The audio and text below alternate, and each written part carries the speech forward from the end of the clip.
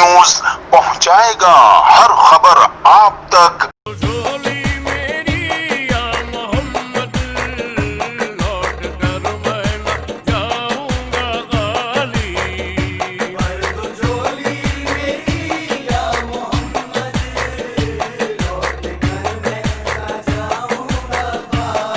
और आप देख रहे हैं CNBC सिटी न्यूज़। मैं इस वक्त तिनट्टी के मज़ार पे मौजूद हूँ। यहाँ के जो मुजाबिर हैं असलम साहब, इनसे राय लेते हैं कि ये अभी तक मज़ारात क्यों बंद हैं। मेरा नाम असलम है। मैं यहाँ पे महकमा औक़ाफ़ हुकूमत सिंध की जानिब से as a look after in charge हूँ, खादिम मज़ार भी हूँ।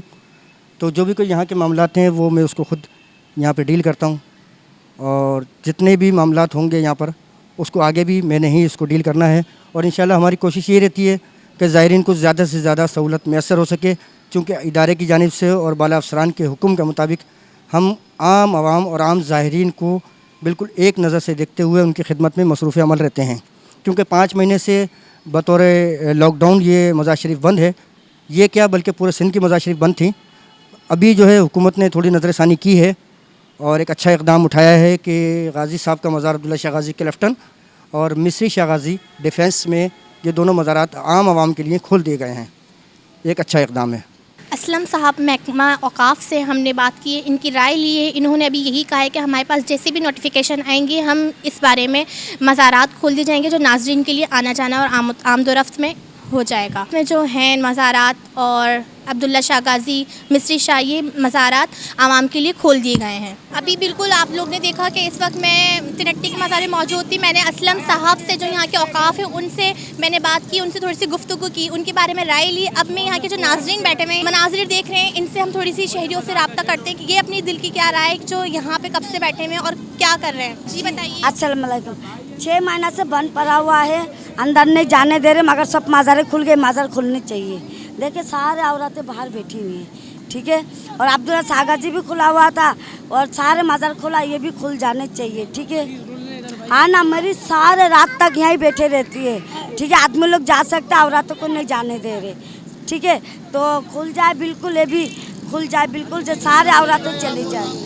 अब हम चलते हैं फूल वालों की तरफ, वहाँ जाके पूछते हैं कि ये लोग क्या बोलते हैं, इस तरह की मुश्किलात का सामना करना पड़ रहा है। भाई जी, हमारा काम इनसे चलता है। मज़ार बंद है तो काम कहाँ से चलेगा? यहीं से चल रहा है हम लोगों का, तो फूल वालों का भाई जी। ये बंद है तो काम वाम सब रुका हुआ है।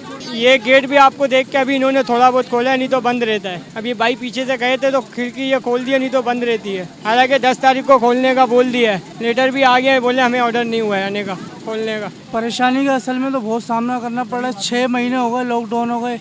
अब एक दुकान पे 4-4, 5-5 बच्चे काम करते हैं, वो सब बेरोज़गार हो गए। 6 महीने से ज़्यादा हो गए, हमें कारोबार है नहीं। बस दुकानों का किराए की दुकान है, दुकानों का किराया भी चढ़ गया है, जो है लोगों से कर्जा लेके चला रहे हैं काम अपना। बहुत ज़्यादा मुश्किल का सामना करना पड़ा, क्योंकि हमारा सारा गुजारा यहीं से था, जो भी था।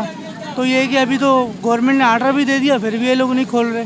तकरीबन और मज़ारात सब खुल चुके हैं, ये लोग अभी तक नहीं खोल रहे। आपने देखा कि हमने यहाँ पे सारी दुकानदार की गुफ्तगू सुनी, यहाँ के जो शहरी बैठे हुए जो परेशान है, जो मरीज़ वगैरह, ये सब इनकी हमने गुफ्तगू सुनी। और जो यहाँ के औक़ाफ़ थे असलम साहब, हमने उनकी भी गुफ्तगू सुनी। कैमरामैन सैयद आसिफ अली के साथ राबिया नाज, CNBC न्यूज़, कराची।